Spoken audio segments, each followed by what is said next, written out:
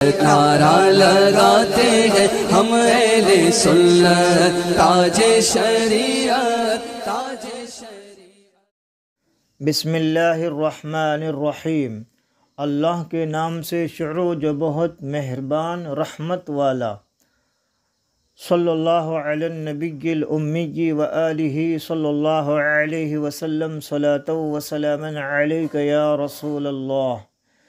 اے رضا، ہر کام کا ایک وقت ہے، دل کو بھی آرام ہو ہی جائے گا۔ سیرت مصطفیٰ صلی اللہ تعالی علیہ وسلم، پارٹ 8۔ مصنف شیخ الحدیث علامہ عبد المصطفیٰ اعظمی رحمۃ اللہ تعالی علیہ۔ 7واں باب، ہجرت کا دوسرا سال۔ مضامین: قبلہ کی تبدیلی، لڑائیوں کا سلسلہ، غزوہ و سریہ کا فرق، غزوات و سرایا، سریہ عبداللہ بن الحارث، سریہ سعد بن ابی وقاص، غزوہ ابوا، غزوہ بوات، غزوہ ذی العشیرہ، سریہ عبداللہ بن جحش، جنگ بدر۔ جنگ بدر کا سبب: مدینہ شریف سے روانگی، ننھا سپاہی، ابو سفیان کی چالاکی، کفار قریش کا جوش۔ ابو سفیان بچ کر نکل گیا۔ کفار میں اختلاف۔ کفار قریش بدر میں، تاجدار دو عالم بدر کے میدان میں صلی اللہ تعالی علیہ وسلم، سرور کائنات کی شب بیداری صلی اللہ تعالی علیہ وسلم۔ کون کب اور کہاں مرے گا؟ لڑائی ٹلتے ٹلتے پھر ٹھن گئی۔ مجاہدین کی صف آرائی، شکم مبارک کا بوسہ، عہد کی پابندی یعنی وعدے کی پابندی۔ دونوں لشکر آمنے سامنے۔ دعائے نبوی صلی اللہ تعالی علیہ وسلم۔ لڑائی کس طرح شروع ہوئی؟ حضرت عمیر کا شوق شہادت رضی اللہ تعالی عنہم، کفار کا سپہ سالار مارا گیا۔ حضرت زبیر کی تاریخی برچھی رضی اللہ تعالی عنہ، ابو جہل ذلت کے ساتھ مارا گیا۔ ابو النجتری کا قتل، امیہ کی ہلاکت، فرشتوں کی فوج، کفار نے ہتھیار ڈال دیے۔ شہدائے بدر، بدر کا گڑھا، کفار کی لاشوں سے خطاب، ضروری تنبیہ، مدینہ شریف کو واپسی، مجاہدین بدر کا استقبال، قیدیوں کے ساتھ سلوک، اسیران جنگ کا انجام، حضرت عباس کا فدیہ رضی اللہ تعالی عنہ، حضرت زینب کا ہار رضی اللہ تعالی عنہ، مقتولین بدر کا ماتم، عمیر اور صفوان کی خوفناک سازش، مجاہدین بدر کے فضائل، ابو لہب کی عبرت ناک موت، غزوہ بنی قنیقہ، غزوہ سویق یا سویق، حضرت خاتون جنت فاطمہ زہرا رضی اللہ تعالی عنہا کی شادی۔ سن ہجری 2 کے متفرق واقعات۔ صفحہ 157 تا 199۔ سوالات۔ مضامین اردو اور انگلش میں ڈسکرپشن میں ضرور پڑھیں۔ 7واں باب، ہجرت کا دوسرا سال، سن ہجری 2۔ سن ہجری 1 کی طرح سن ہجری 2 میں بھی بہت سے اہم واقعات وقوع پذیر ہوئے، جن میں سے چند بڑے بڑے واقعات یہ ہے: قبلہ کی تبدیلی۔ جب تک آقا کون و مکان صلی اللہ تعالیٰ علیہ وسلم مکہ شریف میں رہے، خانہ کعبہ کی طرف منہ کر کے نماز پڑھتے رہے، مگر ہجرت کے بعد جب نبی کونین صلی اللہ تعالیٰ علیہ وسلم مدینہ منورہ تشریف لائے تو خداوند تعالیٰ کا یہ حکم ہوا کہ آپ اپنی نمازوں میں بیت المقدس کو اپنا قبلہ بنائے۔ چنانچہ آقا کون و مکان صلی اللہ تعالیٰ علیہ وسلم 16 یا 17 مہینے تک بیت المقدس کی طرف رخ کر کے نماز پڑھتے رہے، مگر جانے دو عالم صلی اللہ تعالیٰ علیہ وسلم کے دل کی تمنا یہی تھی کہ کعبہ ہی کو قبلہ بنایا جائے۔ چنانچہ آقا کون و مکان صلی اللہ تعالیٰ علیہ وسلم اکثر آسمان کی طرف چہرہ اٹھا کر اس کے لیے وحی الہی کا انتظار فرماتے رہے، یہاں تک کہ ایک دن اللہ تعالیٰ نے اپنے حبیب صلی اللہ تعالیٰ علیہ وسلم کی قلبی آرزو پوری فرمانے کے لیے قرآن کی یہ آیت نازل فرما دی کہ قَدْ نَرَى تَقَلُّبَ وَجْهِكَ فِي السَّمَاءِ فَلَنُوَلِّيَنَّكَ قِبْلَةً تَرْضَاهَا فَوَلِّ وَجْهَكَ شَطْرَ الْمَسْجِدِ الْحَرَامِ۔ ہم دیکھ رہے ہیں بار بار تمہارا آسمان کی طرف منہ کرنا، تو ضرور ہم تمہیں پھیر دیں گے اس قبلہ کی طرف جس میں تمہاری خوشی ہے۔ ابھی اپنا منہ پھیر دو مسجد حرام کی طرف۔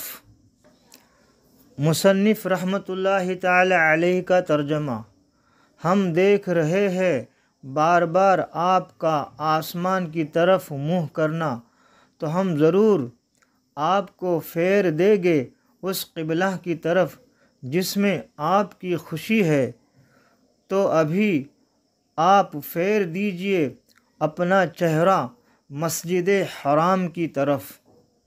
پارہ دوسرا، سورہ دوسرا، سورہ بقرہ، آیت 144، ترجمہ کنز الایمان۔ اعلی حضرت عظیم البرکت کنز الکرامت رضی اللہ تعالیٰ عنہ فرماتے ہیں: خدا کی رضا چاہتے ہیں دو عالم، خدا کی رضا چاہتے ہیں دو عالم، خدا چاہتا ہے رضائے محمد صلی اللہ تعالیٰ علیہ وسلم۔ چنانچہ آقا کون و مکان صلی اللہ تعالیٰ علیہ وسلم قبیلہ بنی سلمہ کی مسجد میں نماز ظہر پڑھا رہے تھے کہ حالت نماز ہی میں یہ وحی نازل ہوئی، اور نماز ہی میں آقا کون و مکان صلی اللہ تعالیٰ علیہ وسلم نے بیت المقدس سے مڑ کر خانہ کعبہ کی طرف اپنا چہرہ مبارک کر لیا، اور تمام مقتدیوں نے بھی آپ کی پیروی کی۔ اس مسجد کو جہاں یہ واقعہ پیش آیا مسجد قبلتین کہتے ہیں، یعنی 2 قبلہ والی مسجد، اور آج بھی یہ تاریخی مسجد زیارت گاہ خاص و عام ہے، جو شہر مدینہ سے تقریباً 2 کلومیٹر دور جانب شمال مغرب واقع ہے۔ اس قبلہ بدلنے کو تحویل قبلہ کہتے ہیں، یعنی 2 قبلہ والی مسجد، اور آج بھی یہ تاریخی مسجد زیارت گاہ خاص و عام ہے، جو شہر مدینہ سے تقریباً 2 کلومیٹر دور جانب شمال مغرب واقع ہے۔ اس قبلہ بدلنے کو تحویل قبلہ کہتے ہیں۔ تحویل قبلہ سے یہودیوں کو بڑی سخت تکلیف پہنچی۔ جب تک جان دو عالم صلی اللہ تعالی علیہ وسلم بیت المقدس کی طرف رخ کر کے نماز پڑھتے رہے تو یہودی بہت خوش تھے اور فخر کے ساتھ کہا کرتے تھے کہ محمد صلی اللہ تعالی علیہ وسلم بھی ہمارے ہی قبلہ کی طرف رخ کر کے عبادت کرتے ہیں۔ مگر جب قبلہ بدل گیا تو یہودی اس قدر برہم اور ناراض ہو گئے کہ وہ یہ طعنہ دینے لگے کہ محمد صلی اللہ تعالی علیہ وسلم چونکہ ہر بات میں ہم لوگوں کی مخالفت کرتے ہیں، اس لیے انہوں نے محض ہماری مخالفت میں قبلہ بدل دیا ہے۔ اسی طرح منافقین کا گروہ بھی طرح طرح کی نکتہ چینی اور قسم قسم کے اعتراضات کرنے لگا، تو ان دونوں گروہوں کی زبان بندی اور دہن دوزی کے لیے خداوند کریم نے یہ آیتیں نازل فرمائے۔ سَيَقُولُ السُّفَهَاءُ مِنَ النَّاسِ مَا وَلَّاهُمْ عَنْ قِبْلَتِهِمُ الَّتِي كَانُوا عَلَيْهَا قُلْ لِلَّهِ الْمَشْرِقُ وَالْمَغْرِبُ يَهْدِي مَن يَشَاءُ إِلَى صِرَاطٍ مُّسْتَقِيمٍ وَكَذَلِكَ جَعَلْنَاكُمْ أُمَّةً وَسَطًا لِتَكُونُوا شُهَدَاءَ عَلَى النَّاسِ وَيَكُونَ الرَّسُولُ عَلَيْكُمْ شَهِيدًا وَمَا جَعَلْنَا الْقِبْلَةَ الَّتِي كُنْتَ عَلَيْهَا إِلَّا لِنَعْلَمَ مَن يَتَّبِعُ الرَّسُولَ مِمَّن يَنقَلِبُ عَلَى عَقِبَيْهِ وَإِن كَانَتْ لَكَبِيرَةً إِلَّا عَلَى الَّذِينَ هَدَى اللَّهُ۔ اب کہے گے بے وقوف لوگ، کس نے پھیر دیا مسلمانوں کو ان کے اس قبلہ سے جس پر تھے؟ تم فرما دو کہ پورب پچھم مشرق مغرب سب اللہ ہی کا ہے، جسے چاہے سیدھی راہ چلاتا ہے۔ اور بات یوں ہی ہے کہ ہم نے تمہیں کیا سب امتوں میں افضل کہ تم لوگوں پر گواہ ہو، اور یہ رسول تمہارے نگہبان و گواہ۔ اور اے محبوب، تم پہلے جس قبلہ پر تھے ہم نے وہ اسی لیے مقرر کیا تھا کہ دیکھیں کون رسول کی پیروی کرتا ہے اور کون الٹے پاؤں پھر جاتا ہے، اور بے شک یہ بھاری تھی مگر ان پر جنہیں اللہ نے ہدایت کی۔ پارہ دوسرا سورہ بقرہ آیت 142، ترجمہ کنز الایمان۔ مصنف رحمۃ اللہ تعالی علیہ کا ترجمہ۔ اب کہے گے بے وقوف لوگوں میں سے کس نے پھیر دیا مسلمانوں کو ان کے اس قبلہ سے جس پر وہ تھے؟ آپ کہہ دیجئے کہ پورب پچھم سب اللہ ہی کا ہے، وہ جسے چاہے سیدھی راہ چلاتا ہے۔ اور اے محبوب، آپ پہلے جس قبلہ پر تھے ہم نے وہ اسی لیے مقرر کیا تھا کہ دیکھیں کہ کون رسول کی پیروی کرتا ہے اور کون الٹے پاؤں پھر جاتا ہے۔ اور بلا شبہ یہ بڑی بھاری بات تھی مگر جن کو اللہ تعالیٰ نے ہدایت دے دی ان کے لیے کوئی بڑی بات نہیں۔ پہلی آیت میں یہودیوں کے اعتراض کا جواب دیا گیا کہ خدا کی عبادت میں قبلہ کی کوئی خاص جہت ضروری نہیں، اس کی عبادت کے لیے پورب پچھم اتر دکھن سب جہتیں برابر ہے، اللہ تعالیٰ جس جہت کو چاہے اپنے بندوں کے لیے قبلہ مقرر فرما دے، لہٰذا اس پر کسی کو اعتراض کا کوئی حق نہیں ہے۔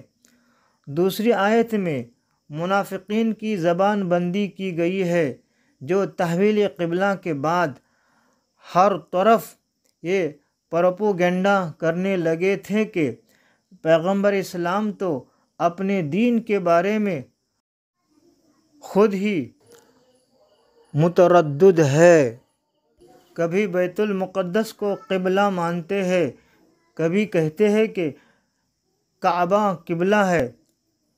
آیت میں تحویل قبلہ کی حکمت بتا دی گئی کہ منافقین جو محض نمائشی مسلمان بن کر نمازیں پڑھا کرتے تھے اور قبلہ کے بدلتے ہی بدل گئے اور اسلام سے منحرف ہو گئے، اس طرح ظاہر ہوا کہ کون صادق الایمان ہے اور کون منافق، اور کون رسول اللہ صلی اللہ تعالی علیہ وسلم کی پیروی کرنے والا ہے اور کون دین سے پھر جانے والا ہے۔ عام کتب تفسیر و سیرت صلی اللہ تعالی علیہ وسلم۔ لڑائیوں کا سلسلہ۔ اب تک آقا کون و مکہ صلی اللہ تعالی علیہ وسلم کو خدا کی طرف سے صرف یہ حکم تھا کہ دلائل اور موعظۂ حسنہ کے ذریعہ لوگوں کو اسلام کی دعوت دیتے رہے اور مسلمانوں کو کفار کی ایذاؤں پر صبر کا حکم تھا۔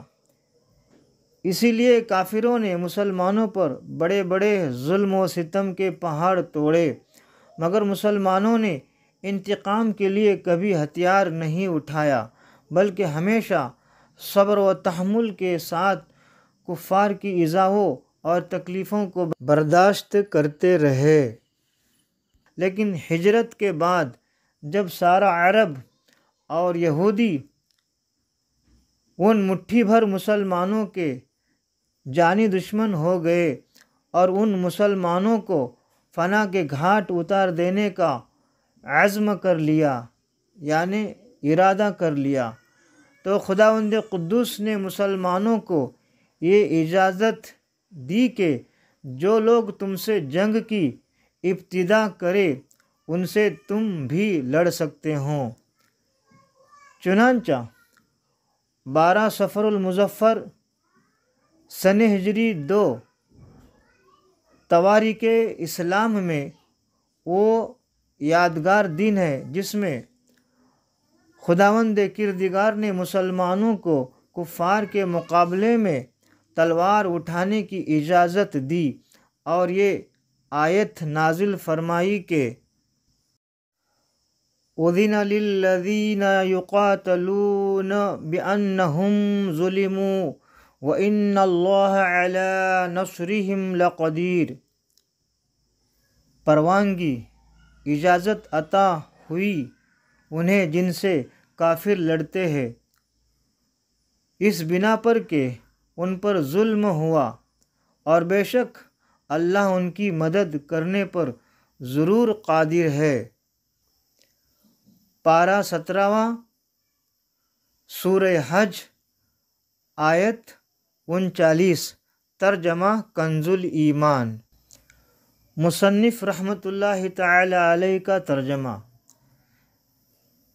جن سے لڑائی کی جاتی ہے مسلمان، ان کو بھی اب لڑنے کی اجازت دی جاتی ہے، کیونکہ وہ مسلمان مظلوم ہے اور خدا ان کی مدد پر یقیناً قادر ہے۔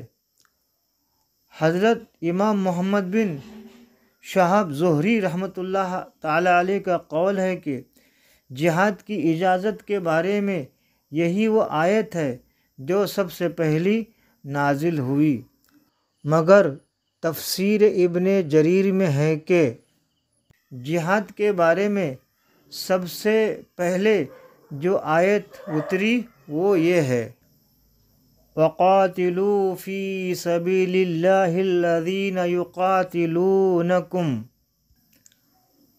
اور اللہ کی راہ میں لڑو ان سے جو تم سے لڑتے ہیں۔ پارہ دوسرا، سورہ دوسرا، سورہ بقرہ، آیت 190، ترجمہ کنز الایمان۔ مصنف رحمۃ اللہ تعالی علیہ کا ترجمہ: خدا کی راہ میں ان لوگوں سے لڑو جو تم لوگوں سے لڑتے ہیں۔ بہرحال سن ہجری 2 میں مسلمانوں کو خداوند تعالیٰ نے کفار سے لڑنے کی اجازت دے دی، مگر ابتدا میں یہ اجازت مشروط تھی، یعنی صرف انہی کافروں سے جنگ کرنے کی اجازت تھی جو مسلمانوں پر حملہ کرے۔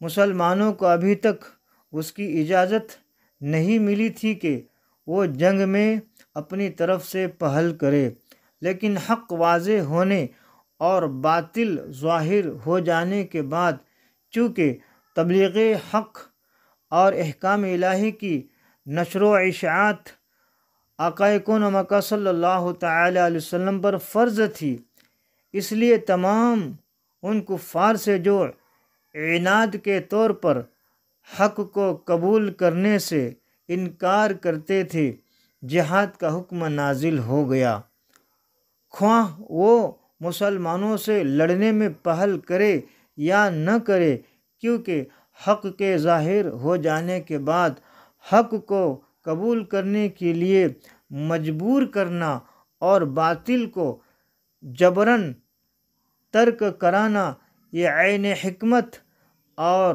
بنی نوع انسان کی صلح و فلاح کے لیے انتہائی ضروری تھا۔ بہرحال اس میں کوئی شک نہیں کہ ہجرت کے بعد جتنی لڑائیاں بھی ہوئے، اگر پورے ماحول کو گہری نگاہ سے بغور دیکھا جائے تو یہی ظاہر ہوتا ہے کہ یہ سب لڑائیاں کفار کی طرف سے مسلمانوں کے سر پر مسلط کی گئے اور غریب مسلمان بدرجائے مجبوری تلوار اٹھانے پر مجبور ہوئے۔ مثلاً مندرجہ ذیل چند واقعات پر ذرا تنقیدی نگاہ سے نظر ڈالیے۔ نمبر 1، نبی کونین صلی اللہ تعالی علیہ وسلم اور آپ کے اصحاب رضی اللہ تعالی عنہم اپنا سب کچھ مکہ شریف میں چھوڑ کر انتہائی بے کسی کے عالم میں مدینہ شریف چلے آئے تھے۔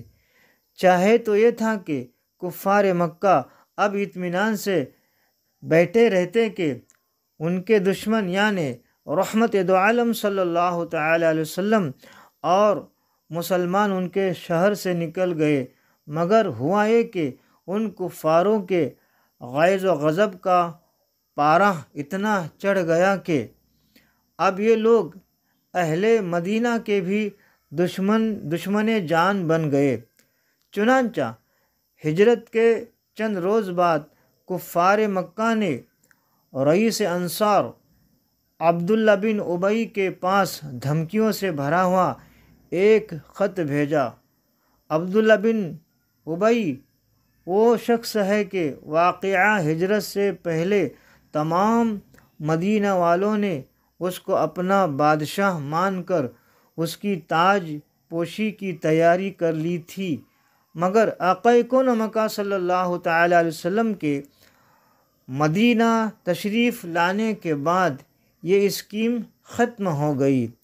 چنانچہ اسی غم و غصہ میں عبداللہ بن ابی عمر بھر منافقوں کا سردار بن کر اسلام کی بیک کنی کرتا رہا اور اسلام و مسلمانوں کے خلاف طرح طرح کی سازشوں میں مصروف رہا۔ بخاری باب تسلیم فی المجلس فی اخلاط جلد 2 صفحہ 924۔ بہرکیف کفار مکہ نے اس دشمن اسلام کے نام جو خط لکھا اس کا مضمون یہ ہے کہ تم نے ہمارے آدمی محمد صلی اللہ علیہ وسلم کو اپنے یہاں پناہ دے رکھی ہے۔ ہم خدا کی قسم کھا کر کہتے ہیں کہ یا تو تم لوگ ان کو قتل کر دو یا مدینہ سے نکال دو، ورنہ ہم سب لوگ تم پر حملہ کر دیں گے اور تمہارے تمام لڑنے والے جوانوں کو قتل کر کے تمہاری عورتوں پر تصرف کریں گے۔ ابو داؤد جلد 2 صفحہ 66، باب فی خبر نفیر۔ جب آقا کون و مکہ صلی اللہ تعالیٰ علیہ وسلم کو کفار مکہ کی اس تہدید آمیز اور خوفناک خط کی خبر معلوم ہوئی تو آقا کون و مکہ صلی اللہ تعالیٰ علیہ وسلم نے عبداللہ بن ابی سے ملاقات فرمائی اور ارشاد فرمایا کہ کیا تم اپنے بھائیوں اور اپنے بیٹوں کو قتل کرو گے؟ چنانچہ اکثر انصار دامن اسلام میں آ چکے تھے، اس لیے عبداللہ بن ابی نے اس نکتہ کو سمجھ لیا اور کفار مکہ کے حکم پر عمل نہیں کر سکا۔ نمبر 2، ٹھیک اسی زمانے میں حضرت سعد بن معاذ رضی اللہ تعالیٰ عنہ جو قبیلہ اوس کے سردار تھے، عمرہ ادا کرنے کے لیے مدینہ شریف سے مکہ شریف گئے اور پرانے تعلقات کی بنا پر امیہ بن خلف کے مکان پر قیام کیا۔ جب امیہ ٹھیک دوپہر کے وقت ان کو ساتھ لے کر طواف کعبہ کے لیے گیا تو اتفاق سے ابو جہل سامنے آ گیا اور ڈانٹ کر کہا کہ اے امیہ، یہ تمہارے ساتھ کون ہے؟ امیہ نے کہا کہ یہ مدینہ کے رہنے والے سعد بن معاذ ہے۔ یہ سن کر ابو جہل نے تڑپ کر کہا کہ تم لوگوں نے بے دھرموں محمد صلی اللہ علیہ وسلم اور صحابہ کو اپنے یہاں پناہ دی ہے۔ خدا کی قسم اگر تم امیہ کے ساتھ میں نہ ہوتے تو بچ کر واپس نہیں جا سکتے تھے۔ حضرت سعد بن معاذ رضی اللہ تعالیٰ عنہ نے بھی انتہائی جرأت اور دلیری کے ساتھ یہ جواب دیا کہ اگر تم لوگوں نے ہم کو کعبہ کی زیارت سے روکا تو ہم تمہاری شام کی تجارت کا راستہ روک دیں گے۔ بخاری کتاب المغازی جلد 2 صفحہ 563۔ نمبر 3، کفار مکہ نے صرف انہی دھمکیوں پر بس نہیں کیا بلکہ وہ مدینہ پر حملہ کی تیاریاں کرنے لگے اور آقا کون مکہ صلی اللہ تعالیٰ علیہ وسلم اور مسلمانوں کے قتل عام کا منصوبہ بنانے لگے۔ چنانچہ نبی کونین صلی اللہ تعالیٰ علیہ وسلم راتوں کو جاگ جاگ کر بسر کرتے تھے اور صحابہ کرام رضی اللہ تعالیٰ عنہم آقا کون مکہ صلی اللہ تعالیٰ علیہ وسلم کا پہرا دیا کرتے تھے۔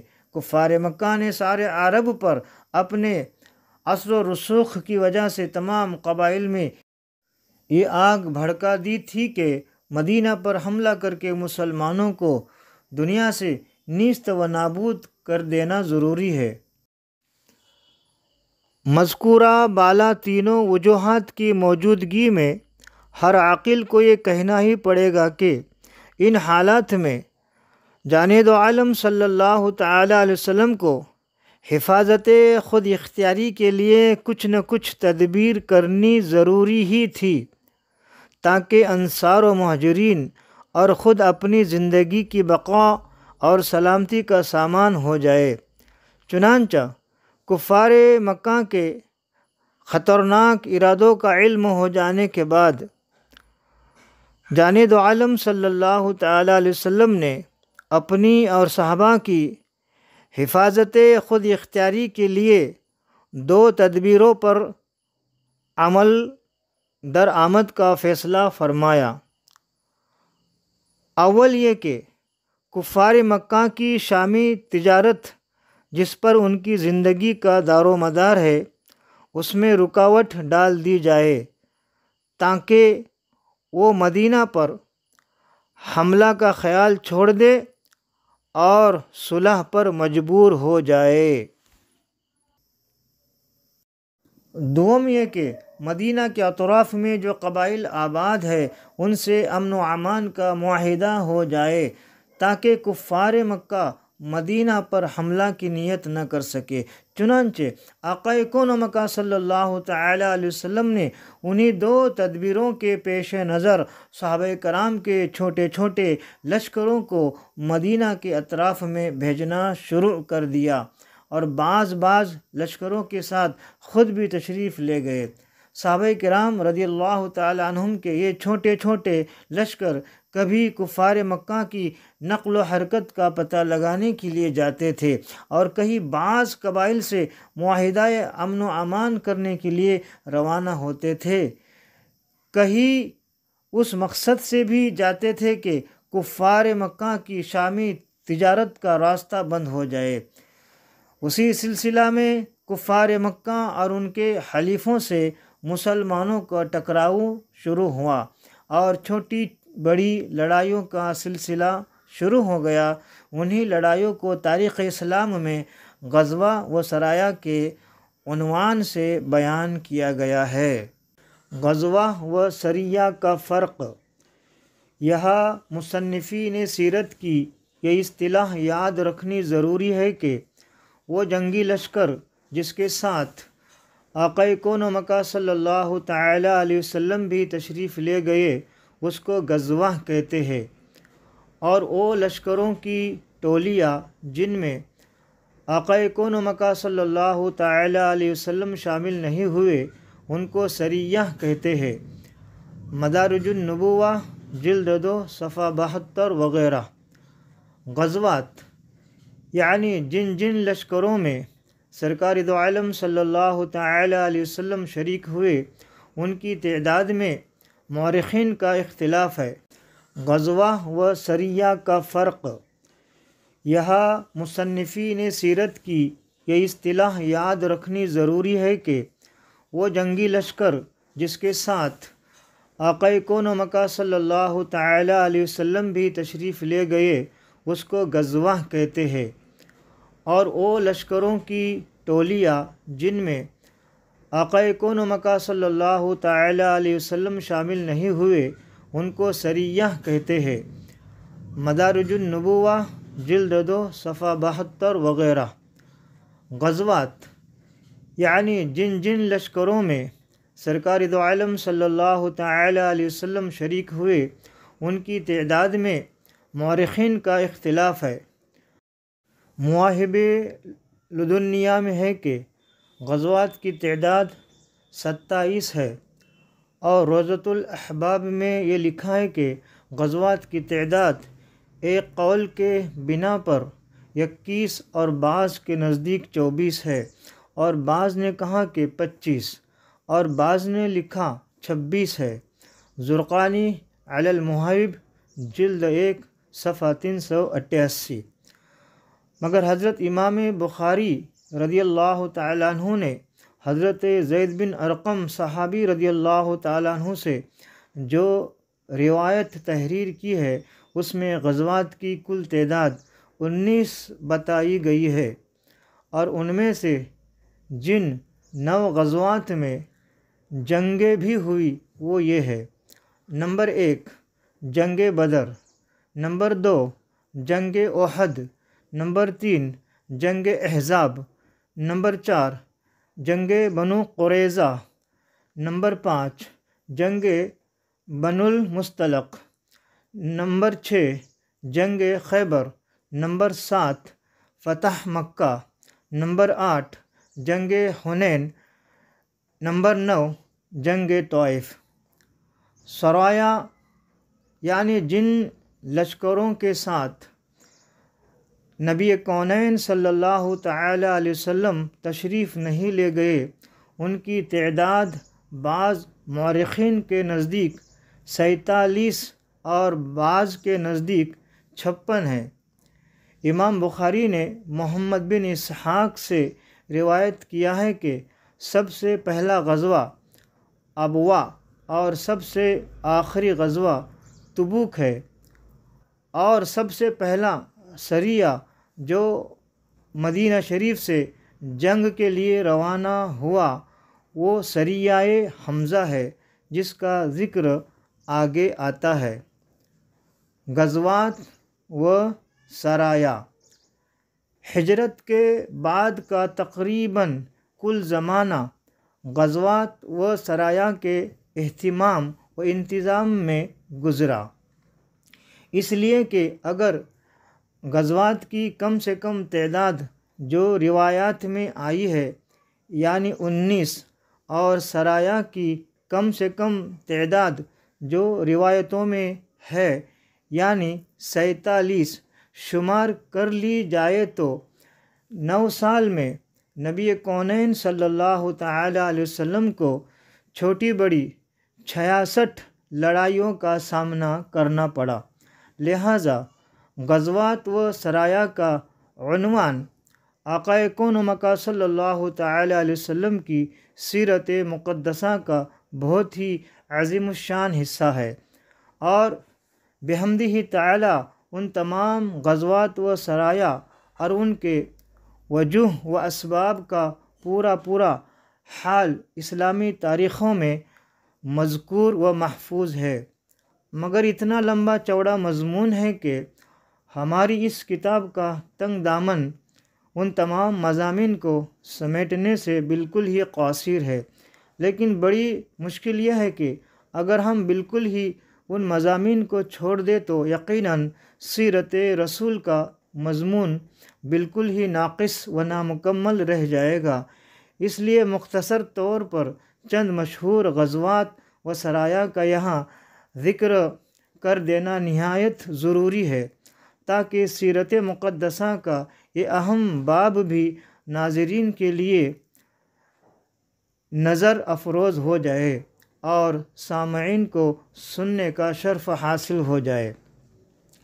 سریہ حمزہ آقا کون و مکہ صلی اللہ تعالی علیہ وسلم نے ہجرت کے بعد جب جہاد کی آیت نازل ہو گئی تو سب سے پہلے جو ایک چھوٹا سا لشکر کفار کے مقابلے کے لیے روانہ فرمایا اس کا نام سریہ حمزہ ہے۔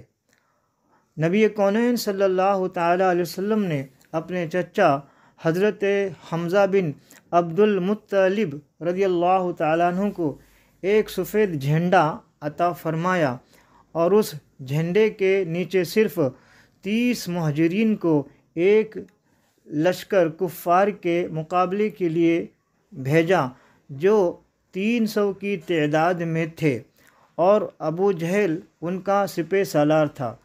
حضرت حمزہ رضی اللہ تعالیٰ عنہ سیف البحر تک پہنچے اور دونوں طرف سے جنگ کے لیے صف بندی بھی ہو گئی، لیکن ایک شخص مجدی بن عمرو جہنی نے جو دونوں فریق کا حلیف تھا بیچ میں پڑھ کر لڑائی موقوف کرا دی۔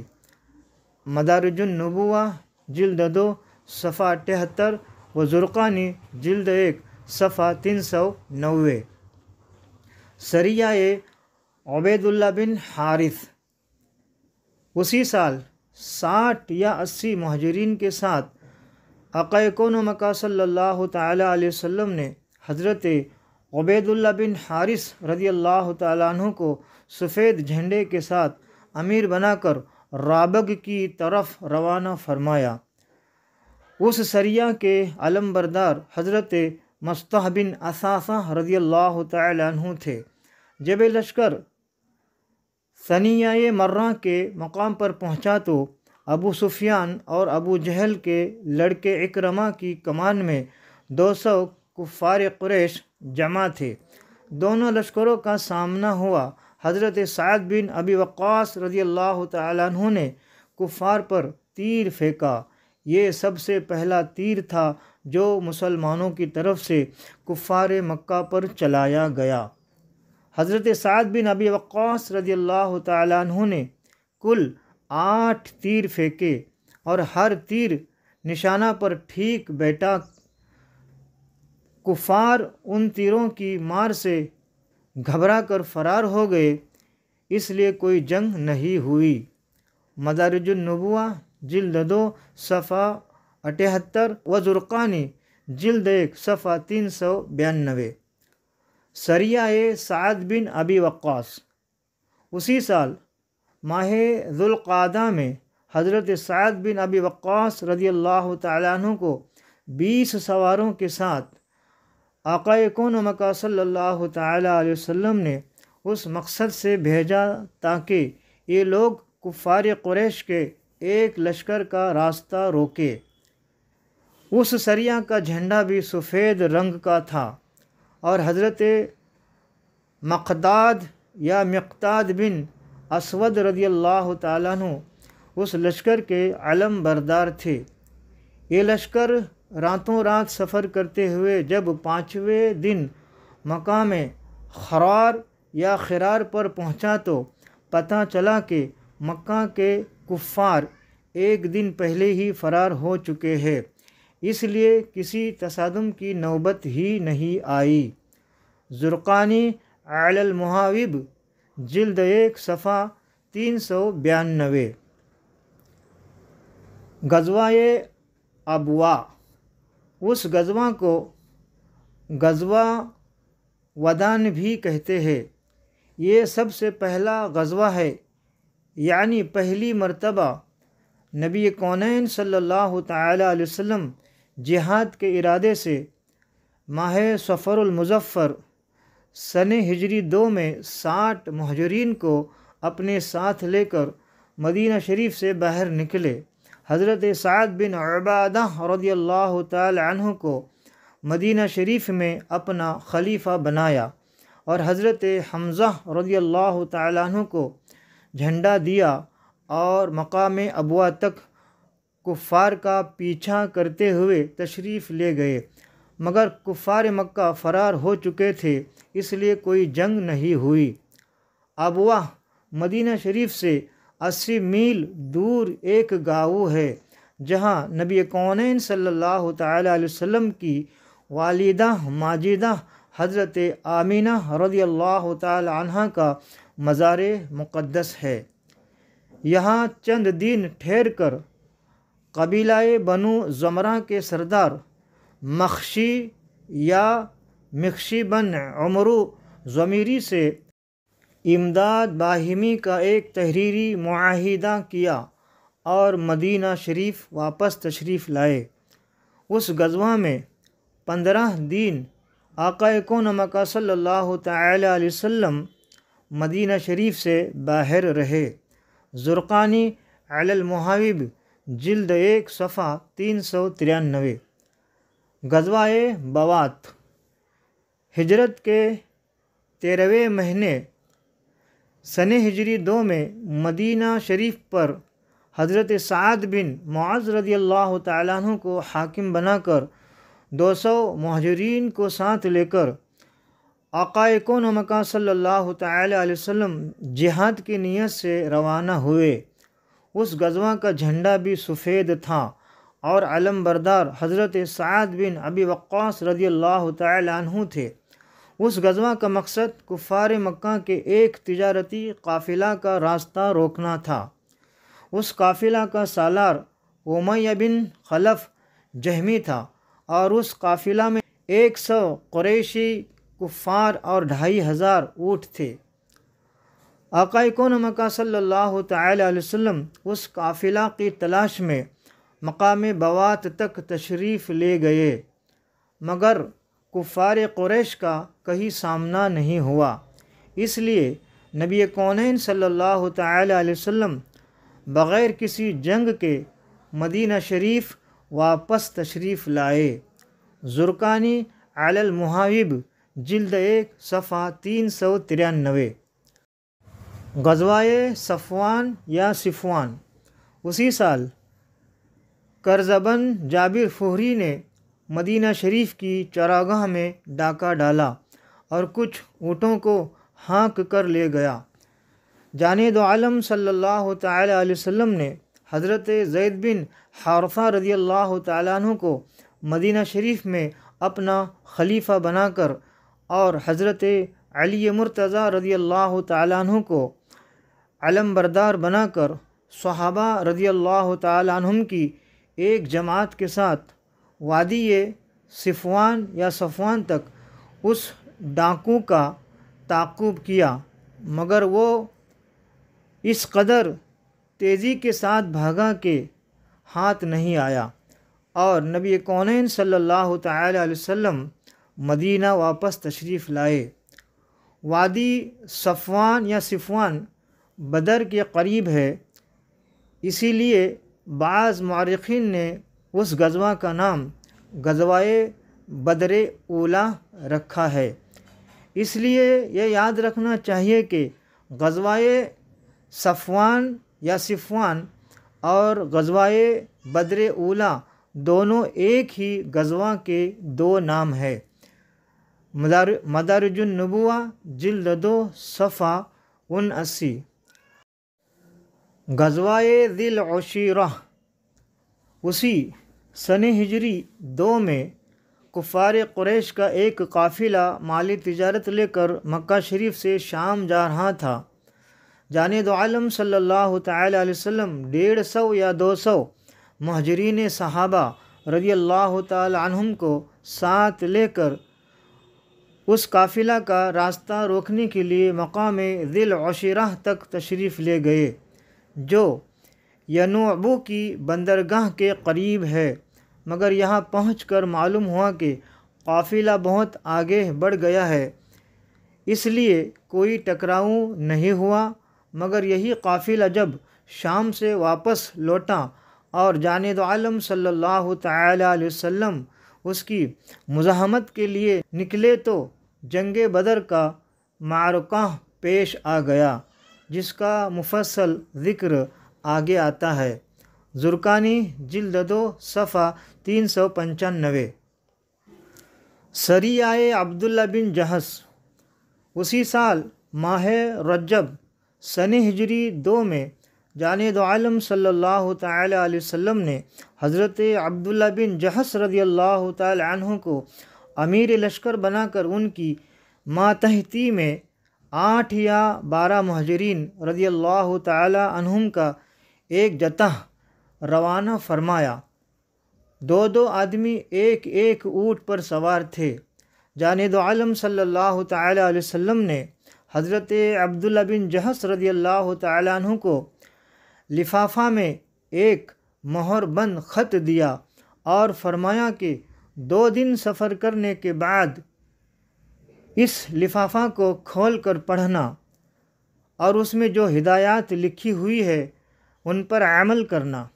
جب خط کھول کر پڑھا تو اس میں یہ درج تھا کہ تم طائف اور مکہ کے درمیان مقام نخلا میں ٹھہر کر قریش کے قافلوں پر نظر رکھو اور صورتحال کی ہمیں برابر خبر دیتے رہو۔ یہ بڑا ہی خطرناک کام تھا، کیونکہ دشمنوں کے عین مرکز میں قیام کر کے جاسوسی کرنا گویا موت کے منہ میں جانا تھا، مگر یہ سب جان نثار بے دھڑک مقام نخلا پہنچ گئے۔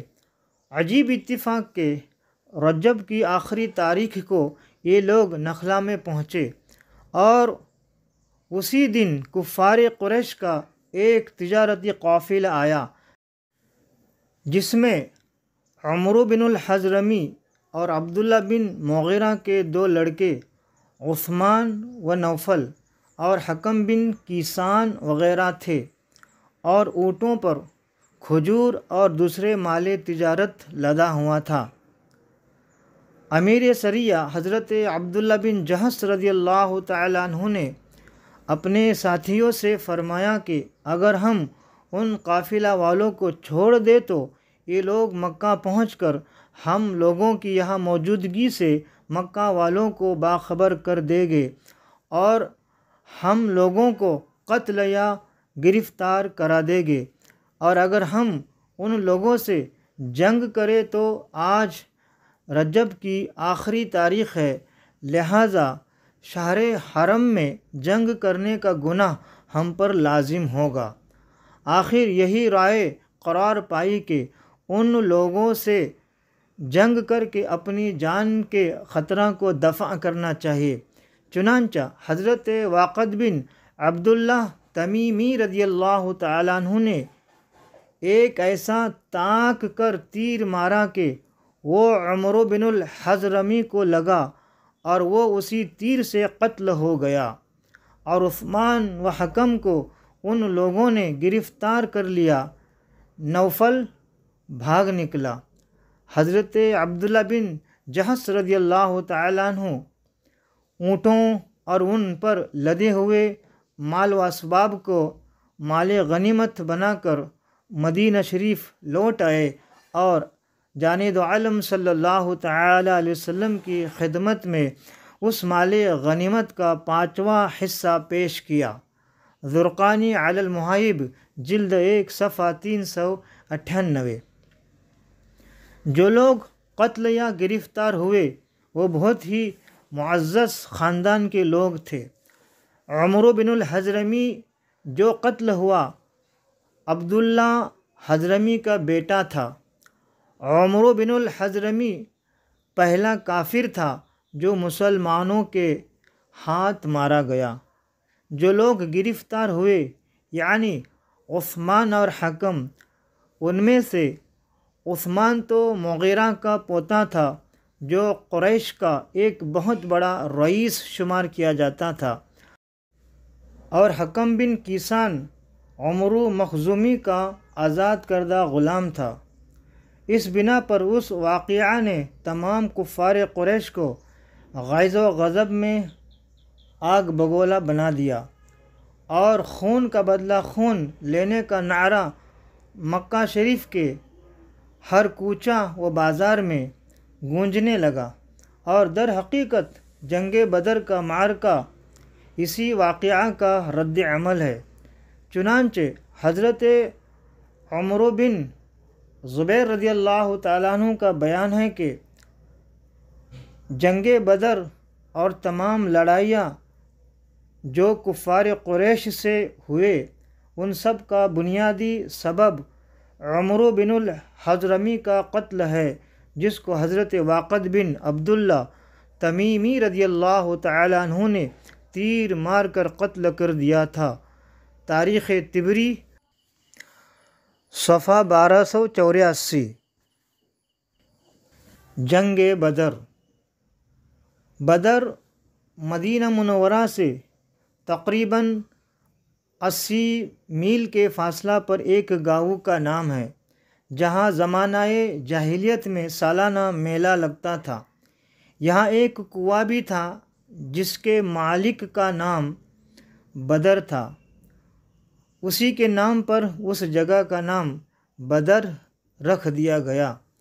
اسی مقام پر جنگ بدر کا وہ عظیم معرکہ ہوا جس میں کفار قریش اور مسلمانوں کے درمیان سخت خون ریزی ہوئی، اور مسلمانوں کو وہ عظیم الشان فتح مبین نصیب ہوئی جس کے بعد اسلام کی عزت و اقبال کا پرچم اتنا سر بلند ہو گیا کہ کفار قریش کی عظمت و شوکت بالکل ہی خاک میں مل گئی۔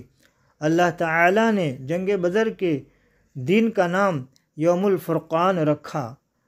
قرآن کی سورہ انفال میں تفصیل کے ساتھ اور دوسری صورتوں میں اجمالاً بار بار اس معرکہ کا ذکر فرمایا، اور اس جنگ میں مسلمانوں کی فتح مبین کے بارے میں احسان جتاتے ہوئے خداوند عالم نے قرآن مجید میں ارشاد فرمایا کہ وَلَقَدْ نَصَرَكُمُ اللَّهُ بِبَدْرٍ وَأَنْتُمْ أَذِلَّةٌ فَاتَّقُوا اللَّهَ لَعَلَّكُمْ تَشْكُرُونَ، اور بے شک اللہ نے بدر میں تمہاری مدد کی جب تم بالکل بے سر و سامان تھے، تو اللہ سے ڈرو کہیں تم شکر گزار ہو۔ پارہ 4 سورہ آل عمران آیت 123، ترجمہ کنز الایمان۔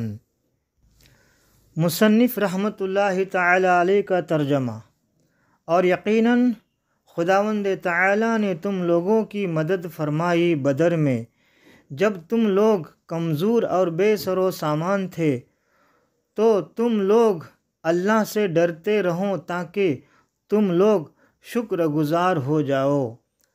جنگ بدر کا سبب۔ جنگ بدر کا اصلی سبب تو جیسا کہ ہم تحریر کر چکے ہیں اور آپ سن چکے ہیں، عمرو بن الحضرمی کے قتل سے کفار قریش میں پھیلا ہوا زبردست اشتعال تھا، جس سے ہر کافر کی زبان پر یہی ایک نعرہ تھا کہ خون کا بدلہ خون لے کر رہیں گے۔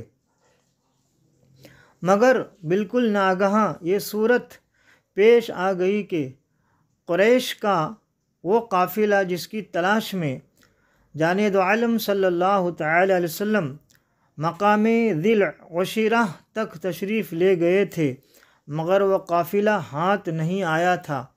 بالکل اچانک مدینہ شریف میں خبر ملی کہ اب وہی قافلہ ملک شام سے لوٹ کر مکہ جانے والا ہے، اور یہ بھی پتہ چل گیا کہ اس قافلہ میں ابو سفیان بن حرب و مخرمہ بن نوفل و عمرو بن العاص وغیرہ کل 30 یا 40 آدمی ہے، اور کفار قریش کا مال تجارت جو اس قافلہ میں ہے وہ بہت زیادہ ہے۔ جانب عالم صلی اللہ تعالی علیہ وسلم نے اپنے اصحاب سے رضی اللہ تعالیٰ عنہم فرمایا کہ کفار قریش کی ٹولیاں لوٹ مار کی نیت سے مدینہ کے اطراف میں برابر گشت لگاتی رہتی ہے، اور کرز بن جابر فہری مدینہ کی چراگاہوں تک آ کر غارت گیری اور ڈاکہ زنی کر گیا ہے، لہٰذا کیوں نہ ہم بھی کفار قریش کے اس قافلہ پر حملہ کر کے اس کو لوٹ لے تاکہ کفار قریش کی شامی تجارت بند ہو جائے اور وہ مجبور ہو کر ہم سے صلح کر لے۔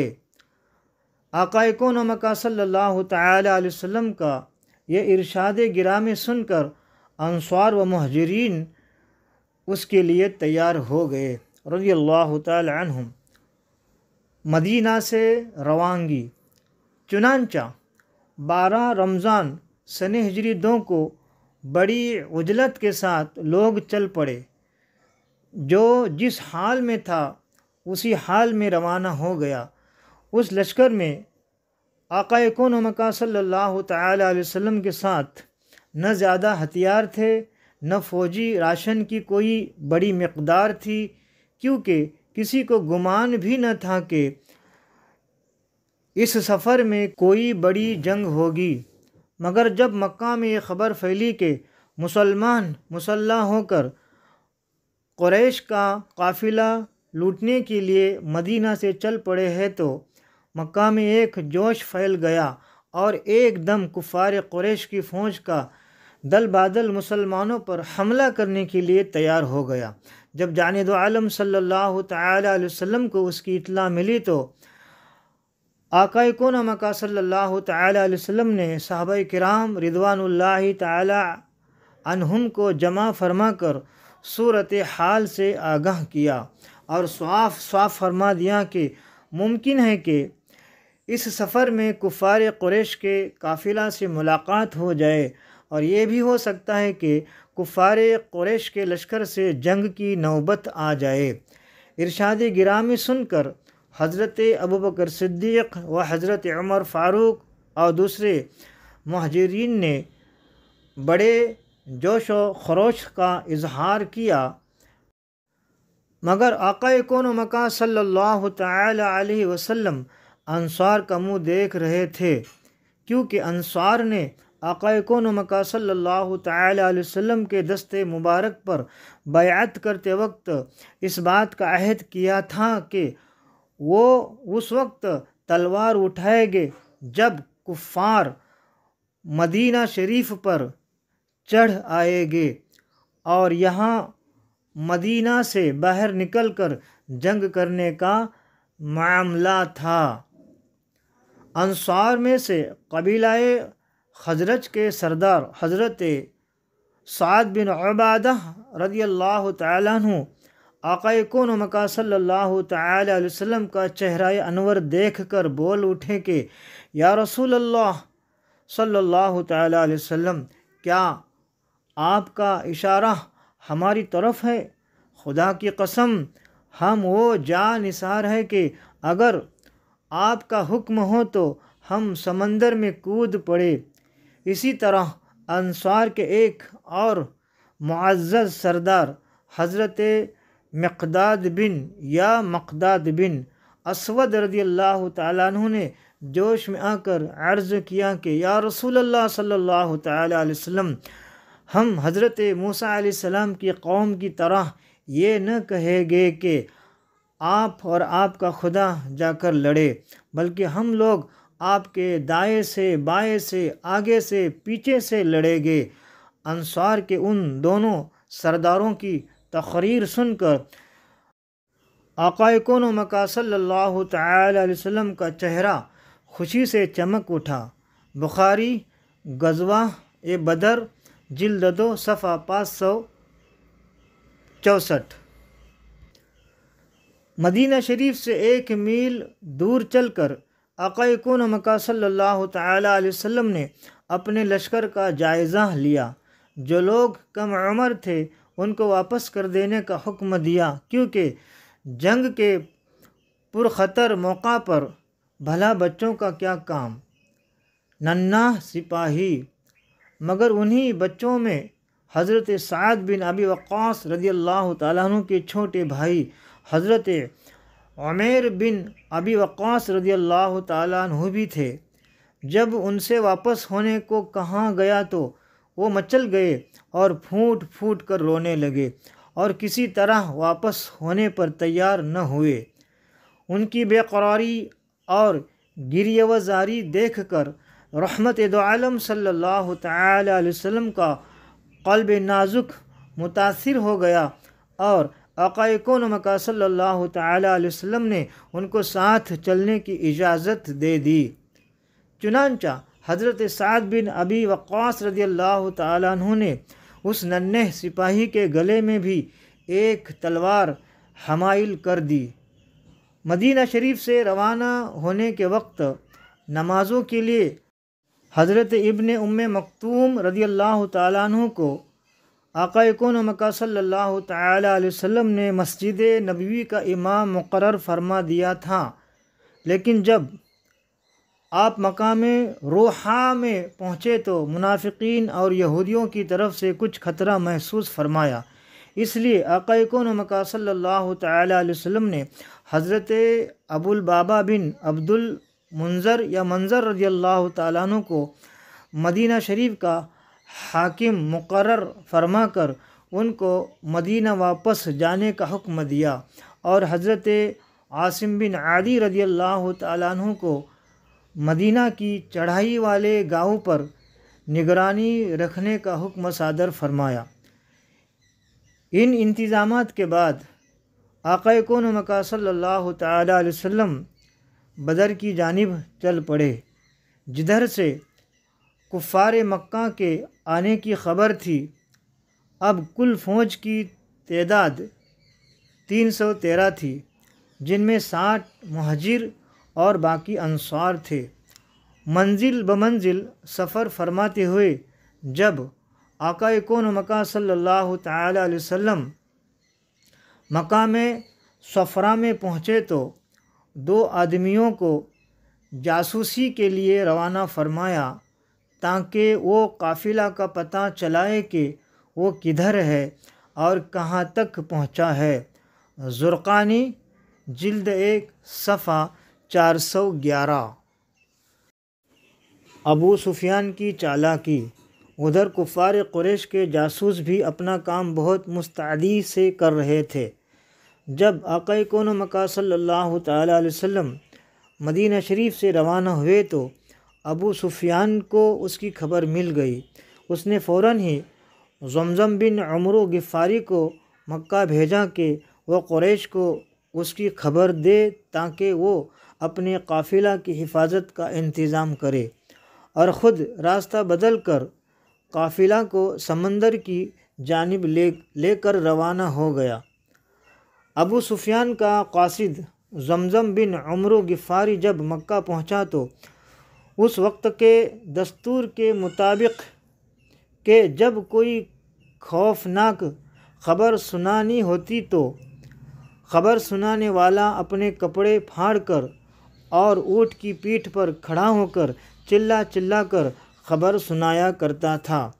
زمزم بن عمرو غفاری نے اپنا کرتا پھاڑ ڈالا اور اونٹ کی پیٹھ پر کھڑا ہو کر زور زور سے چلانے لگا کہ اے اہل مکہ، تمہارا سارا مال تجارت ابو سفیان کے قافلہ میں ہے، اور مسلمانوں نے اس قافلہ کا راستہ روک کر قافلہ کو لوٹ لینے کا عزم کر لیا ہے، لہٰذا جلدی کرو اور بہت جلد اپنے اس قافلہ کو بچانے کے لیے ہتھیار لے کر دوڑ پڑو۔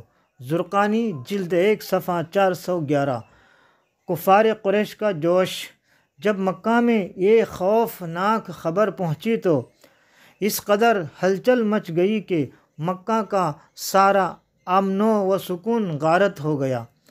تمام قبائل قریش اپنے گھروں سے نکل پڑے۔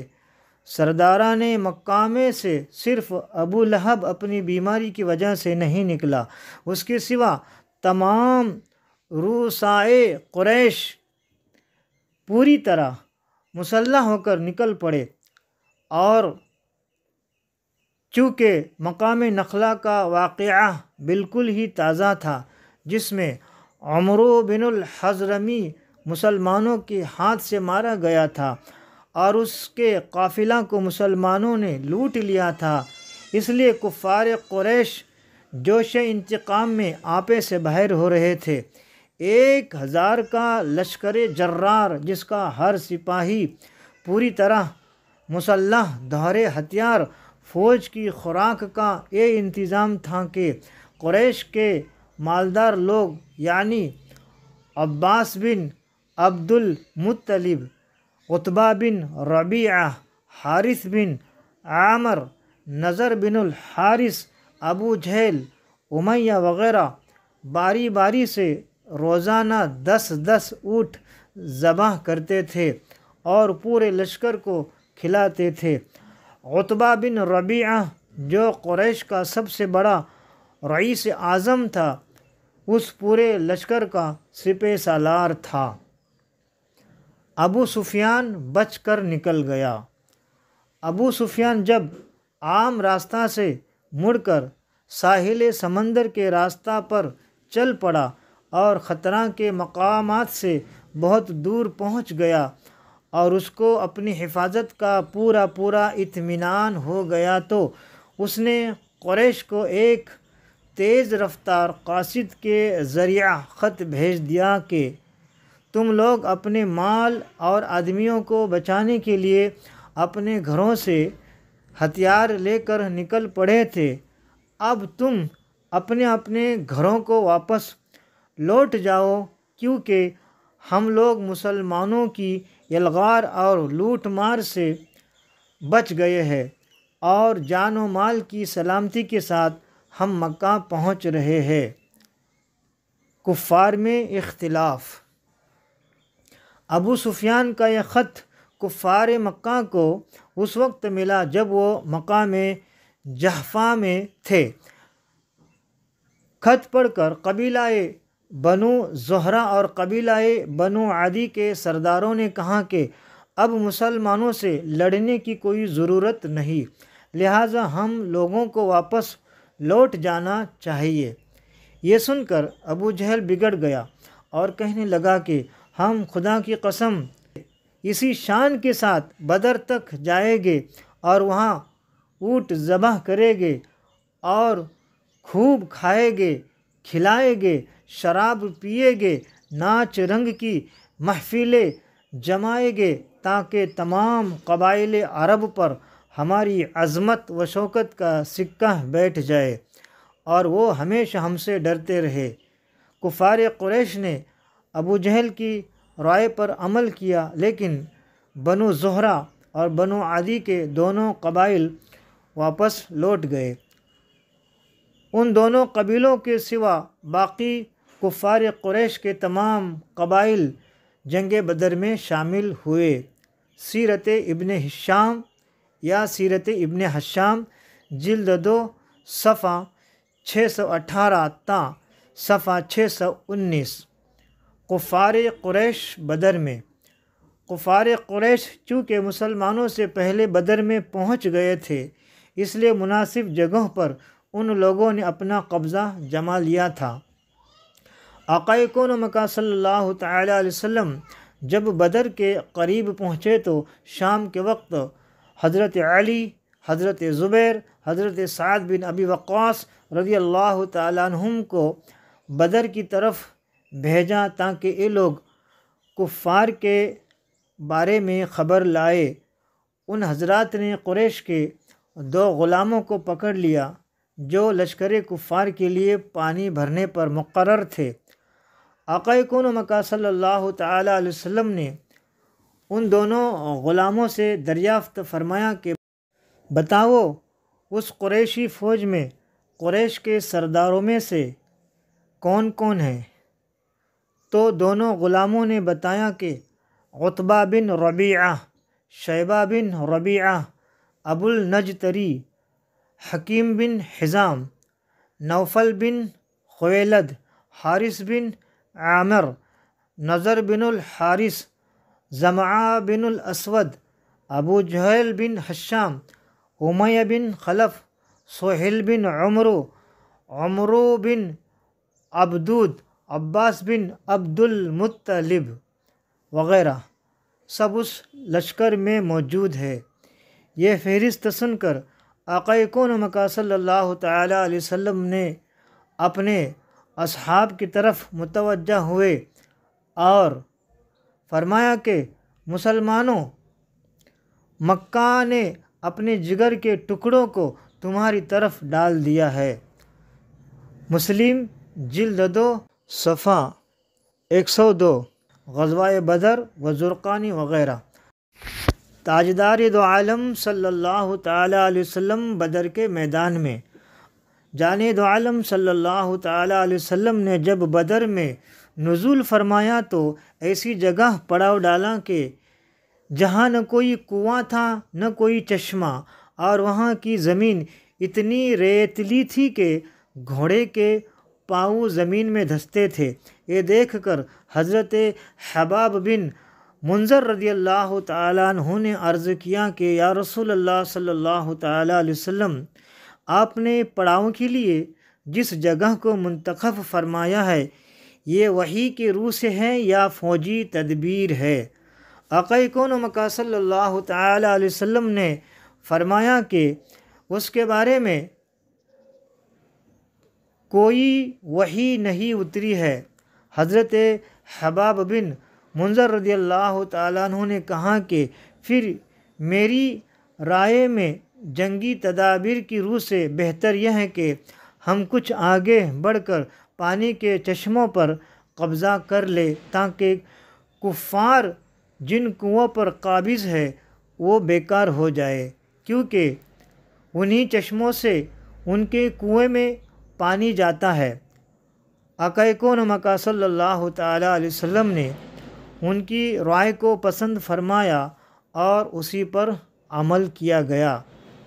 خدا کی شان کے بارش بھی ہو گئی جس سے میدان کی گرد اور ریت جم گئی، جس پر مسلمانوں کے لیے چلنا پھرنا آسان ہو گیا اور کفار کی زمین پر کیچڑ ہو گئی جس سے ان کو چلنے پھرنے میں دشواری ہو گئی، اور مسلمانوں نے بارش کا پانی روک کر جا بجا حوض بنا لیے تاکہ یہ پانی غسل اور وضو کے کام آئے۔ اسی احسان کو خدا وند عالم نے قرآن میں اس طرح بیان فرمایا کہ وَيُنَزِّلُ عَلَيْكُم مِّنَ السَّمَاءِ مَاءً لِيُطَهِّرَكُم بِهِ، اور آسمان سے تم پر پانی اتارا کہ تمہیں اس سے ستھرا کر دے۔ پارہ 9 سورہ انفال آیت 11۔ ترجمہ کنز الایمان۔ مصنف رحمۃ اللہ تعالی علیہ کا ترجمہ۔ اور خدا نے آسمان سے پانی برسا دیا تاکہ وہ تم لوگوں کو پاک کرے۔ سرور کائنات صلی اللہ تعالی علیہ وسلم کی شب بیداری 17 رمضان سن ہجری 2 جمعہ کی رات تھی۔ تمام فوج تو آرام و چین کی نیند سو رہی تھی، مگر ایک سرور کائنات صلی اللہ تعالی علیہ وسلم کی ذات تھی جو ساری رات خداوند عالم سے لو لگائے دعا میں مصروف تھی۔ صبح نمودار ہوئی تو آقا کون و مکان صلی اللہ تعالی علیہ وسلم نے لوگوں کو نماز کے لیے بیدار فرمایا۔ پھر نماز کے بعد قرآن کی آیات جہاد سنا کر ایسا لرزہ خیز اور ولولائے انگیز وعظ فرمایا کہ مجاہدین اسلام کی رگوں کے خون کا قطرہ قطرہ جوش و خروش کا سمندر بن کر طوفانی موجیں مارنے لگا اور لوگ میدان جنگ کے لیے تیار ہونے لگے۔ کون کب اور کہاں مرے گا؟ رات ہی میں چند جانثاروں کے ساتھ آقا کون و مکان صلی اللہ تعالی علیہ وسلم نے میدان جنگ کا معائنہ فرمایا۔ اس وقت دست مبارک میں ایک چھڑی تھی۔ آپ اسی چھڑی سے زمین پر لکیر بناتے تھے اور یہ فرماتے جاتے تھے کہ یہ فلاں کافر کے قتل ہونے کی جگہ ہے اور کل یہاں فلاں کافر کی لاش پڑی ہوئی ملے گی۔ چنانچہ ایسا ہی ہوا کہ آقا کون و مکان صلی اللہ تعالی علیہ وسلم نے جس جگہ جس کافر کی قتل گاہ بتائی تھی اس کافر کی لاش ٹھیک اسی جگہ پائی گئی۔ ان میں سے کسی ایک نے لکیر سے بال برابر بھی تجاوز نہیں کیا۔ ابو داؤد جلد 2 صفحہ 364، مطبوعہ نامی و مسلم جلد 2 صفحہ 1002۔ غزوہ بدر۔ اعلیٰ حضرت عظیم البرکت رضی اللہ تعالیٰ عنہ فرماتے ہیں، اور کوئی غیب کیا تم سے نہا ہو بھلا، جب نہ خدا ہی چھپا تم پہ کروڑوں درود۔ اس حدیث سے صاف اور صریح طور پر یہ مسئلہ ثابت ہو جاتا ہے کہ کون کب اور کہاں مرے گا، ان دونوں غیب کی باتوں کا علم اللہ تعالیٰ نے اپنے حبیب صلی اللہ تعالی علیہ وسلم کو عطا فرمایا تھا۔ لڑائی ٹلتے ٹلتے پھر ٹھن گئی۔ کفار قریش لڑنے کے لیے بےتاب تھے، مگر ان لوگوں میں کچھ سلجھے دل و دماغ کے لوگ بھی تھے جو خون ریزی کو پسند نہیں کرتے تھے۔ چنانچہ حکیم بن حزام جو بعد میں مسلمان ہو گئے بہت ہی سنجیدہ اور نرم خو تھے۔ انہوں نے اپنے لشکر کے سپہ سالار عتبہ بن ربیعہ سے کہا کہ آخر اس خون ریزی سے کیا فائدہ؟ میں آپ کو ایک نہایت ہی مخلصانہ مشورہ دیتا ہوں، وہ یہ ہے کہ قریش کا جو کچھ مطالبہ ہے وہ عمرو بن الحضرمی کا خون ہے اور وہ آپ کا حلیف ہے، آپ اس کا خون بہا ادا کر دیجئے۔ اس طرح یہ لڑائی ٹل جائے گی اور آج کا دن آپ کی تاریخ زندگی میں آپ کی نیک نامی کی یادگار بن جائے گا کہ آپ کے تدبیر سے ایک بہت ہی خوفناک اور خون ریز لڑائی ٹل گئی۔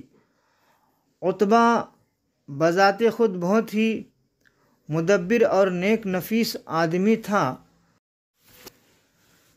اس نے بخوشی اس مخلصانہ مشورہ قبول کر لیا، مگر اس معاملے میں ابو جہل کی منظوری بھی ضروری تھی۔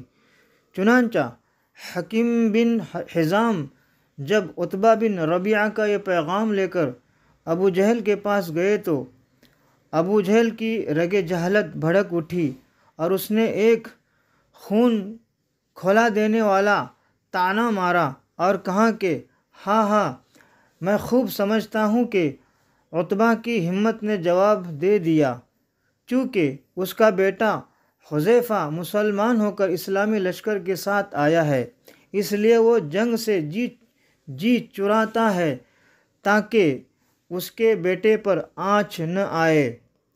پھر ابو جہل نے اسی پر بس نہیں کیا بلکہ عمرو بن الحضرمی مقتول کے بھائی عامر بن الحضرمی کو بلا کر کہا کہ دیکھو، تمہارے مقتول بھائی عمرو بن الحضرمی کے خون کا بدلہ لینے کی ساری اسکیم تہس نہس ہوئی جا رہی ہے، کیونکہ ہمارے لشکر کا سپہ سالار عتبہ بزدلی ظاہر کر رہا ہے۔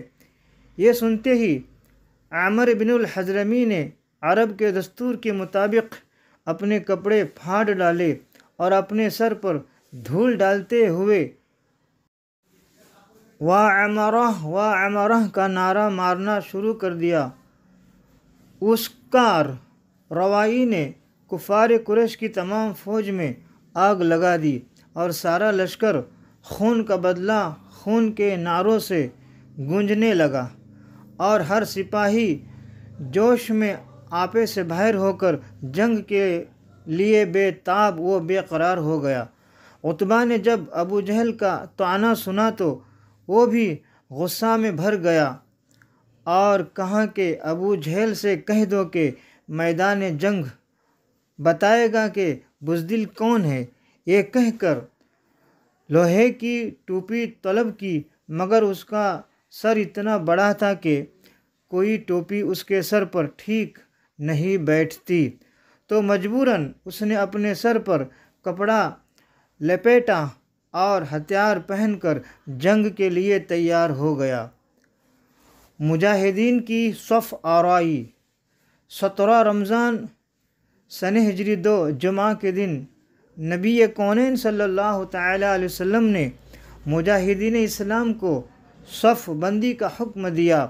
دست مبارک میں ایک چھڑی تھی، اس کے اشارہ سے آقا کون مکہ صلی اللہ تعالیٰ علیہ وسلم صف درست فرما رہے تھے کہ کوئی شخص آگے پیچھے نہ رہنے پائے، اور یہ بھی حکم فرما دیا کہ بجز ذکر الہی کے کوئی شخص کسی قسم کا کوئی شور و غل نہ مچائے۔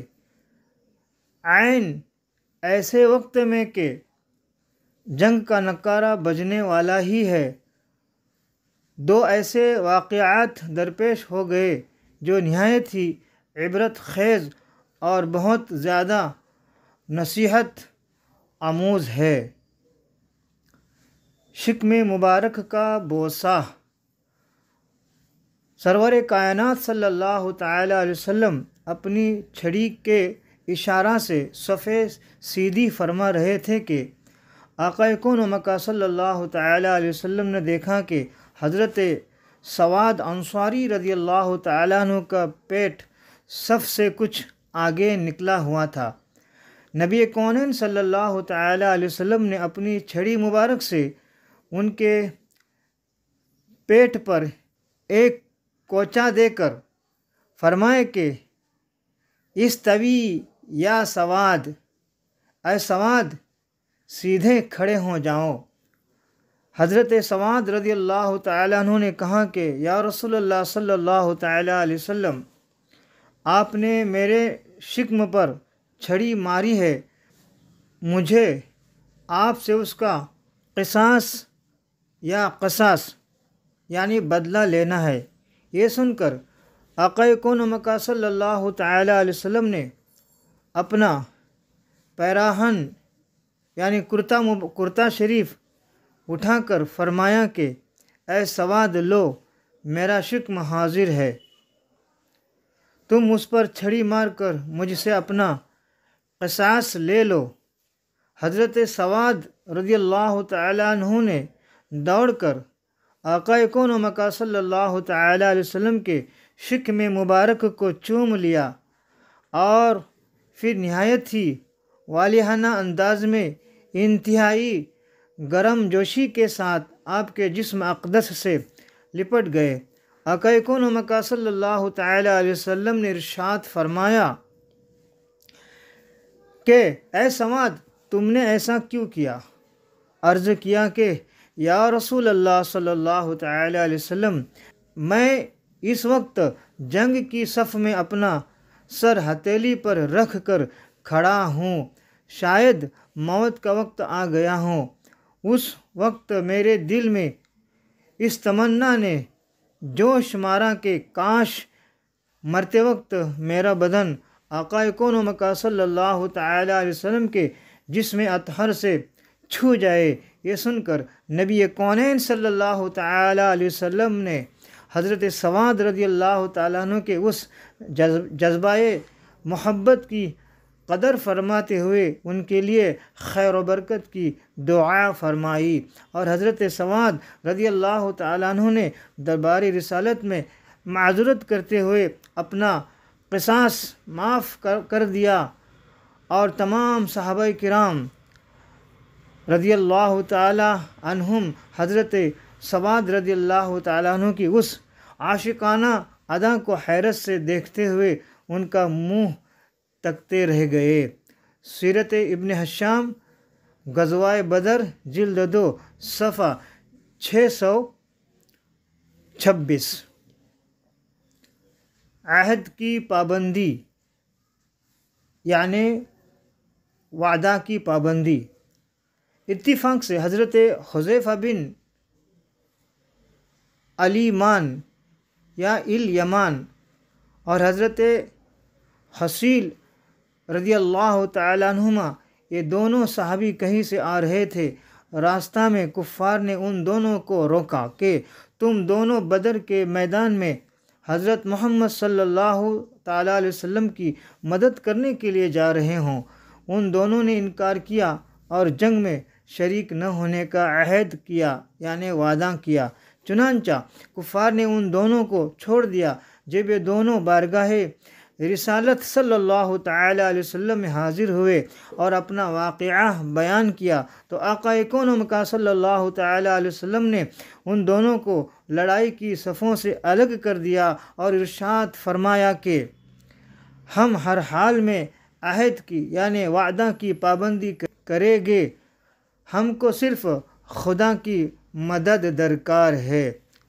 مسلم باب الوفاء بالعہد جلد 2 صفحہ 106۔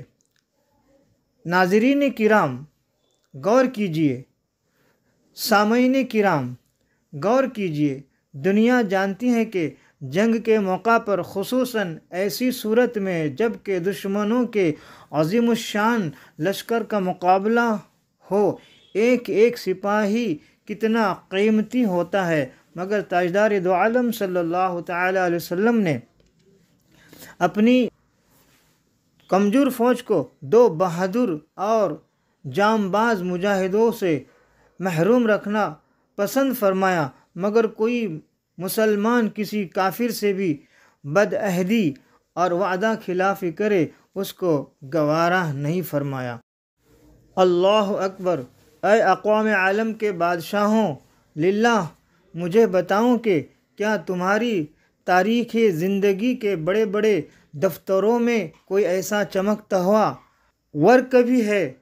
اے چاند و سورج کی دوربین نگاہوں، تم خدا کے لیے بتاؤ کیا تمہاری آنکھوں نے بھی کبھی صفائے ہستی پر پابندی عہد کی کوئی ایسی مثال دیکھی ہے؟ خدا کی قسم مجھے یقین ہے کہ تم اس کے جواب میں نہیں کے سوا کچھ بھی نہیں کہہ سکتے۔ دونوں لشکر آمنے سامنے۔ اب وہ وقت ہے کہ میدان بدر میں حق و باطل کی دونوں صفیں ایک دوسرے کے سامنے کھڑی ہے۔ قرآن اعلان کر رہا ہے کہ قد كان لكم آية في فئتين التقتا فئة تقاتل في سبيل الله وأخرى كافرة بے شک تمہارے لیے نشانی تھی دو گروہ میں جو آپس میں بھیڑ پڑے، ایک جتھا اللہ کی راہ میں لڑتا اور دوسرا کافر۔ پارہ تیسرا، سورہ آل عمران، آیت 13، ترجمہ کنز الایمان۔ مصنف رحمۃ اللہ تعالی علیہ کا ترجمہ: جو لوگ باہم لڑے ان میں تمہارے لیے عبرت کا نشان ہے، ایک خدا کی راہ میں لڑ رہا تھا اور دوسرا منکر خدا تھا۔ آقا کون و مکا صلی اللہ تعالی علیہ وسلم مجاہدین اسلام کی صف بندی سے فارغ ہو کر مجاہدین کی قرارداد کے مطابق اپنے اس خیمہ میں تشریف لے گئے جس کو صحابہ کرام نے آقا صلی اللہ تعالی علیہ وسلم کی نشست کے لیے بنا رکھا تھا۔ اب اس خیمہ کی حفاظت کا سوال بے حد اہم تھا، کیونکہ کفار قریش کے حملوں کا اصل نشانہ حضور تاجدار دو عالم صلی اللہ تعالی علیہ وسلم کی ذات مقدسہ تھی۔ کسی کی ہمت نہیں پڑتی تھی کہ اس خیمہ کا پہرا دے، لیکن اس موقع پر بھی آقا صلی اللہ تعالی علیہ وسلم کے یار غار حضرت صدیق باوقار رضی اللہ تعالیٰ عنہ ہی کی قسمت میں یہ سعادت لکھی تھی کہ وہ ننگی تلوار لے کر اس جھوپڑی کے پاس ڈٹے رہے، اور حضرت سعد بن معاذ رضی اللہ تعالیٰ عنہ بھی چند انصاریوں کے ساتھ اس خیمے کے گرد پہرا دیتے رہے۔ زرقانی جلد 2 صفحہ 418۔ دعائے نبوی صلی اللہ تعالی علیہ وسلم: حضور سرور عالم صلی اللہ تعالی علیہ وسلم اس نازک گھڑی میں جناب باری سے لو لگائے گریہ و زاری کے ساتھ کھڑے ہو کر ہاتھ پھیلائے یہ دعا مانگ رہے تھے کہ خداوند تو نے مجھ سے جو وعدہ فرمایا ہے آج اسے پورا فرما دے۔ آپ پر اس قدر رقت اور محویت طاری تھی کہ جوش گریہ میں چادر مبارک دوش انور سے گر کر پڑتی تھی، مگر آپ کو خبر نہیں ہوتی تھی۔ کبھی آپ سجدہ میں سر رکھ کر اس طرح دعا مانگتے کہ الہی اگر یہ چند نفوس ہلاک ہو گئے تو پھر قیامت تک روئے زمین پر تیری عبادت کرنے والے نہ رہیں گے۔ سیرت ابن ہشام جلد 2 صفحہ 627۔ حضرت ابوبکر صدیق رضی اللہ تعالیٰ عنہ آپ کے یار غار تھے۔ آپ کو اس طرح بے قرار دیکھ کر ان کے دل کا سکون و قرار جاتا رہا، ان پر رقت طاری ہو گئی اور انہوں نے چادر مبارک کو اٹھا کر آپ کے مقدس کندھے پر ڈال دی اور آپ کا دست مبارک تھام کر بھرائی ہوئی آواز میں بڑے ادب کے ساتھ عرض کیا کہ حضور آپ بس کیجئے، خدا ضرور اپنا وعدہ پورا فرمائے گا۔ اپنے یار غار صدیق جانثار کی بات مان کر نبی کونین صلی اللہ تعالی علیہ وسلم نے دعا ختم کر دی اور آقا صلی اللہ تعالی علیہ وسلم کی زبان مبارک پر اس آیت کا ورد جاری ہو گیا کہ سَيُهْزَمُ الْجَمْعُ وَيُوَلُّونَ الدُّبُرَ، اب بھگائی جاتی ہے یہ جماعت اور پیٹیں پھیر دے گے۔ پارہ 27واں، سورہ قمر، آیت 45، ترجمہ کنز الایمان۔ مصنف رحمۃ اللہ تعالی علیہ کا ترجمہ: ان قریب کفار کی فوج کو شکست دے دی جائے گی اور وہ پیٹھ پھیر کر بھاگ جائیں گے۔ آقا کون و مکہ صلی اللہ تعالی علیہ وسلم اس آیت مبارکہ کو بار بار پڑھتے رہے، جس میں فتح مبین کی بشارت کی طرف اشارہ تھا۔ لڑائی کس طرح شروع ہوئی؟ جنگ کی ابتدا اس طرح ہوئی کہ سب سے پہلے عامر بن الحضرمی، جو اپنے مقتول بھائی عمرو بن الحضرمی کے خون کا بدلہ لینے کے لیے بے قرار تھا، جنگ کے لیے آگے بڑھا۔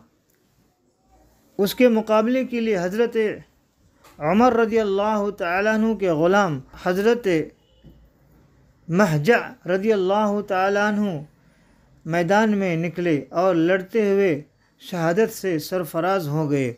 پھر حضرت حارثہ بن سراقہ انصاری رضی اللہ تعالیٰ عنہ حوض سے پانی پی رہے تھے کہ ناگہاں ان کو کفار کا ایک تیر لگا اور وہ شہید ہو گئے۔